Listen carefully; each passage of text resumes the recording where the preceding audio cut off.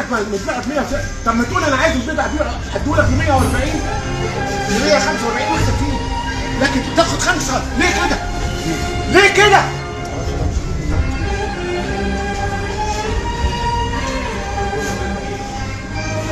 انت ما كنتش احمد. طب ما خدتش ليه؟ متباع 176 ليه؟ لانك خدته من المورد ب 140 وبتكسب فيه 50 قرش 50 جنيه، مش كده برضه؟ ماشي. قبل ما انا قلت معاك طول ما عندكش ضمير انت، انا مش هقدر اغير في سلوكيات الناس. سلوكيات الناس دي حرام عليك. انت بتعمل كده ليه؟ يعني انا لما اشوف حضرتك كده راجل مدير فرع، كرتونه البيض 150 وموفرها لك 140 عشان تبيعها ب 150 وتيجي تبيعها ب 176، ليه كده؟ ليه؟ ليه الجشع ده؟ انت موظف بتاخد مرتب، بتعمل كده ليه؟ اهلك في المنيا ابدا بالسعر كده. ما شاء الله محافظ المنيا عندنا ما شاء الله بيعمل عظمه، قسما بالله ما اعرفه من محافظه ايه ولا منين، ولكن قسما بالله بيعمل شغله بما يرضي الله ونازل على ارض الواقع وبيشوف الناس بتعمل ايه والتجار بيعاملوا الناس ازاي.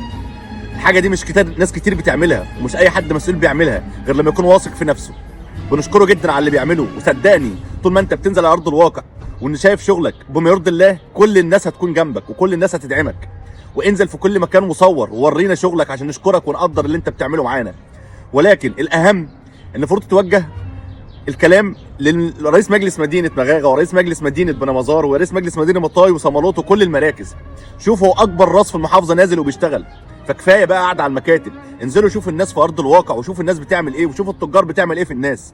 الحياه صعبه والاسعار غاليه، ولكن في جشع كبير جدا من التجار عشان ما فيش حد بيراقبهم ومفيش حد بينزل يشوفهم على ارض الواقع بيعملوا ايه في الناس. والاهم اللي يا ريت كل لجنه تطلع او رئيس مجلس مدينه يطلع في مكان ومعاه حمله، يا ريت التجار ما يتبلغوش بده من بعض الناس اللي عندكم في المكاتب. صدقني لو كل واحد عمل شغله كويس صدقني هنكون في حته ثانيه.